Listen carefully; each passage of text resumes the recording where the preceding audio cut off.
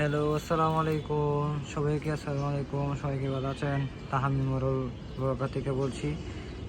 দেখতে পাচ্ছেন এটা হচ্ছে আমাদের পাখি। দেখেন কয়টা, 1 2 3 4 5 6 7 8 9 9, এখানে নাই 9 10 11